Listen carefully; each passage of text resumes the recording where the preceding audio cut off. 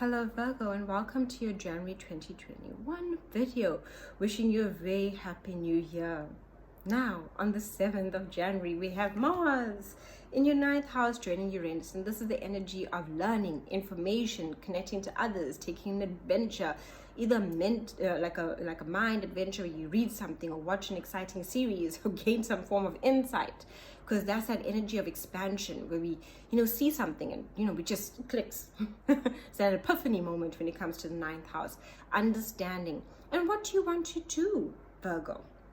This is a good time to look at spiritual aspects, a spiritual journey, a spiritual journey of transformation, a spiritual journey of learning something, herbs, healing. That's that energy, and giving you an out-of-the-box different perspective with that Uranus joining there. Then on the 9th, we have Mercury in your 6th house. And also on the 9th, we have Venus in your 5th house, and on 30th, new moon in the 5th house. So now let's start with Mercury being in the 6th house. Here you'll be thinking about your work. You will be thinking about your work situation and how you're working with others, and also how you are of service to others if you're not in a work situation. Either way, you'll be thinking about your relationship in a sense to others when it comes to work and what you do, how much are you doing. So whether you are working in a job situation or for yourself, how is your work going? You'll be thinking about that, wanting to make changes to it, as well as if you don't have a work situation or not employed, it'll be making you think about what work you do in your home, what work do you do with the picking up and the cleaning, and how are you of service to the people that you care about, because all of that takes physical activity. That's the energy of Virgo, that physical energy. The 6th house is Earth, it is your house, Virgo. And also thinking. A lot of thinking, contemplation going on about your routine and the routine in which you take upon your day and what you do. You might want to make changes to your routine. The changes you implement will offer more vitality to you, and also changes when it comes to the way you work throughout your day and where you work and how you work. Then on the 9th, with that Venus in the 5th house, creativity, ideas, wanting to start something new when it comes to business, love, romance, pleasure, fun. Yeah, you have this creativity coming through, and Venus showing you what you're passionate about. What creative ideas are you passionate about? And maybe wanting to start a business, connecting to that inner child, connecting to the inner child within you, Virgo, and also connecting to children as well, and looking at your creativity and romance.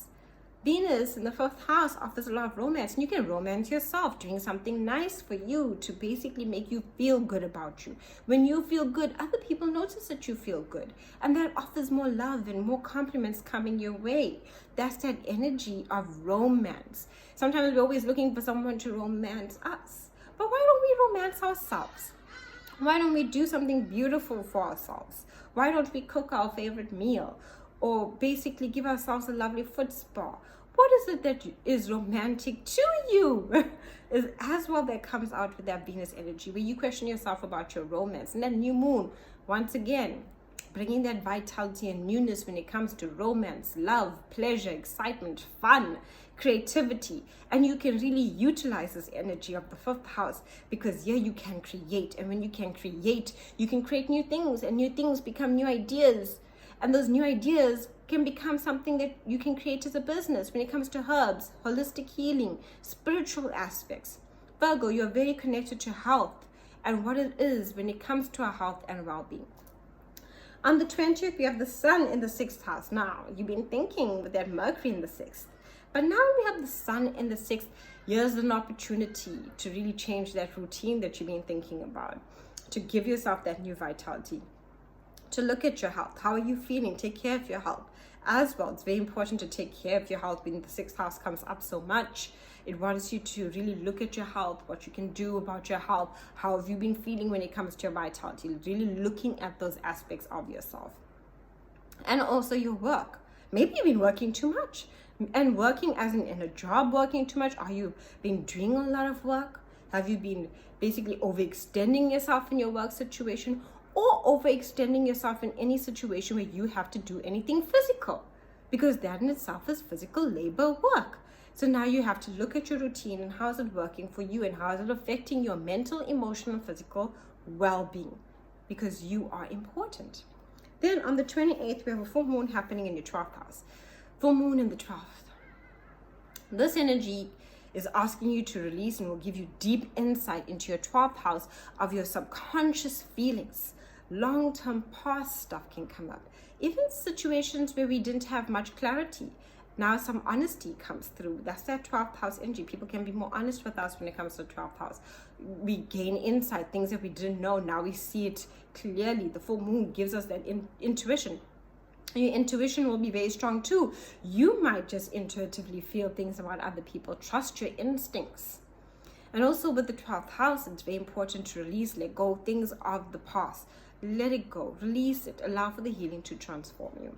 Then on the 30th, Mercury goes into retrograde. And Mercury will be going into retrograde into your 6th house of physical well-being, as well as your routine and work. So really take care of your health. And Mercury being in retrograde will be from the 30th of January to the 21st of February. So Mercury is also your ruler. This means miscommunications, conflicts, misunderstandings. All of those things can spring out of nowhere. And then also it's very important to make sure all your information is backed up. Even travel delays, cars can break down. All funny sorts of things to do with technology can happen and things can go haywire when Mercury is in retrograde. So that is being noted right now as I'm saying it. And very important that you look after your physical health, your mental health, your emotional health, your spiritual health. Allow yourself to heal during Mercury retrograde. Mercury retrograde is a time where we slow down, not a time where we overdo too many things. It slows us down for us to gain deep insight, to look at the past, to look at our past mistakes, to learn from the past, so we understand. So when we move forward, we know better, we understand things in a different way. Not a good time to start anything new. Mercury retrograde, good time to complete things that started way before the Mercury retrograde time. Okay, thank you so much for watching and wishing you a very happy new year.